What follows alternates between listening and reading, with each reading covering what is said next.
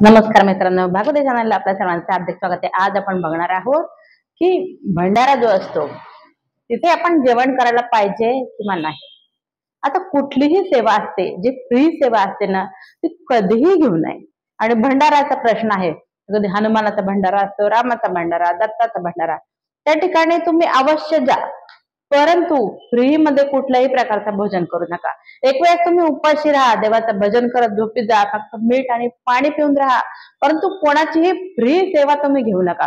पहिला प्रश्न भंडाराचा, तर भंडाऱ्यामध्ये तुम्ही वर्गणी देता म्हणून तुम्ही तिथे हक्काने भंडाऱ्यात आपले 10-12 लोक घेऊन जातात, एकाने भरले पैसे आणि 10 लोक त्याच्या मागे जेवायला चालले, असं कधीही करू नका। भंडारा म्हणजे हा तो व्यक्ती त्याचं पुण्य कमवण्यासाठी करत असतो आणि आपण तिथे जेवायला जाऊन आपलं पुण्य क्षीण करायचं काम करतो।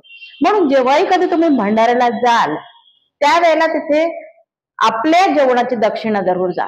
म्हणजे एक जण जेवला तर एकाने दक्षिणा द्या, आपल्या घरातला दुसरा व्यक्ती जेवला तर त्या दुसऱ्याने सुद्धा वेगळी दक्षिणा देणं जरुरी आहे। कारण यामुळे काय होतं की आपल्या पुण्याचा क्षय होतो। जेव्हा आपण त्या व्यक्तीकडे जेवण करायला जातो, भंडाऱ्याचा लाभ घ्यायला जातो, देवाचा आशीर्वाद प्रसाद आहे म्हणून आपण तिथे आवर्जून जातो, परंतु त्यामुळे आपल्या पुण्याचा क्षीण होतो, आपलं पुण्य क्षीण होऊन जातं, पुण्याचा क्षय होतो, पुण्य कमी होत जातं।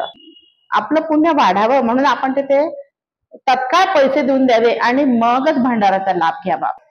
आता काही कार्यक्रम वगैरे काही राजकारणाचे कार्यक्रम असतात, कुठे चतुर्थीचं असतं, मग कोणी ते साबुदाण्याची चढी वाटतं, चहा, पाणी, दूध अशा प्रकारच्या सेवा ते देतात। आता आमच्याकडे जळगावला ओंकारेश्वर मंदिर आहे, तर तिथे दूध वाटप होतं श्रावणामध्ये, श्रावण सोमवारी महादेवाच्या मंदिरात दूध वाटण्यात येतं। इतकी गर्दी असते तिथे, चिक्कार गर्दी असते आणि लोक त्या दूध घेण्यासाठी मोठ्या रांगा लावून उभे राहतात। ते सुद्धा घेणं चुकीचं आहे। अगोदर तुम्ही थोडेफार पैसे तिथे दान द्या आणि त्यानंतर तुम्ही त्या दुधाचा लाभ घ्या। एक जण 50 रुपये टाकतो आणि 10 लोक त्याचे उभे तिथे दूध घ्यायला, तर हे पण करणं योग्य नाही। प्रत्येकाला दूध घेतल्यानंतर तिथे दान पुण्य करणं अतिशय गरजेचं आहे। म्हणून कुठलीही फ्री सेवा तुम्ही घेऊ नका की ज्यामुळे आपलं पुण्य कमी होईल, आपल्या पुण्यामध्ये वाढ कशी होईल याकडे लक्ष द्या। माहिती आवडली असेल तर चॅनलला लाईक करा, शेअर करा आणि हो व्हिडिओला कमेंट देखील करा। व्हिडिओ तुम्हाला कसा वाटला, चॅनलला सबस्क्राईब करायला विसरू नका। धन्यवाद।